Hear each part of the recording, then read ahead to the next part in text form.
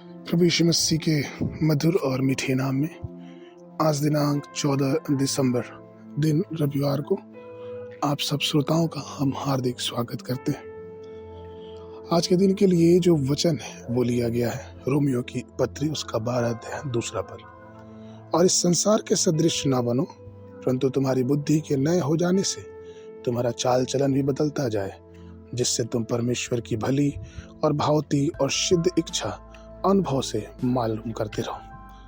प्रियो, आज का विषय है अपने मन में नयापन लाएं।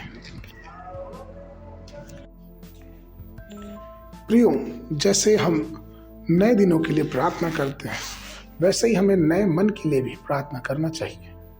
जब हमारा मन नया होगा तो हमारा जीवन खुशी होगा, हमारे जीवन में बदलाव आएगा। बहुत से लोग कहते हैं कि भाई साहब हम प्रार्थना तो करना चाहते हैं लेकिन मेरा मन भटकने लगता है, मेरा मन नहीं लगता है। दूसरे कहते हैं कि मेरा बाइबल पढ़ने का मन तो करता है लेकिन जैसे ही बाइबल पढ़ने बैठते हैं नींद आने लगती है। कुछ लोग का मन लगातार दुनियावी चीजों में लगा रहता है।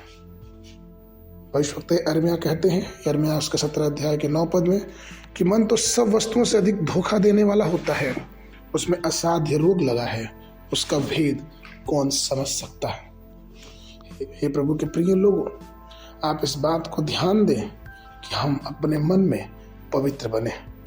पौलुस कहता है फिलिपियों के पत्री उसके 2 अध्याय के 5वें पद में कि जैसा मसीह यीशु का स्वभाव था वैसे ही तुम्हारा स्वभाव। यीशु मसीह का मन कैसा था? उसके मन, उसके जीवन के रूप में हम बहुत सी बातें सीख सकते हैं, लेकिन जो सबसे अच्छी चीज वो ये है कि वो दुख सहते हुए भी उसने कहा कि हे पिता, इन्हें माफ कर, क्योंकि ये नहीं जानते कि ये क्या करते। दूसरों की पीड़ा को वो ध्यान रखते थे, दूसरों की भलाई को वो ध्यान रखते थे। प्रियो, हम जब प्रभु के अनुयायी हैं, जब प्रभु की बातों को मानते, सुनते और समझते हैं, हमें चाहिए कि हम उसकी धार्मिकता में आगे बढ़ें, हम उसके हृदय को देखें और अपने मनों में उसकी बातों को विचार करें, क्योंकि प्रभु यीशु ही हमारा मात्र परमेश्वर है। हमारे मनों के नए हो जाने से हमारा चाल चलन भी नया हो जाए। आगे के मनन के लिए इफिसियों की पत्री उसका 4 अध्याय 24 पद। और नए मनुष्यत्व को पहन लो, जो परमेश्वर के अनुसार सत्य की धार्मिकता और पवित्रता में सृजा गया है। बाइबल अध्ययन के लिए सुबह के समय योएल की पुस्तक उसका 1, 2 और 3 अध्याय, संध्या के समय प्रकाशित वाक्य पुस्तक उसका 5 अध्याय। परमेश्वर आप सबको आशीष देवे।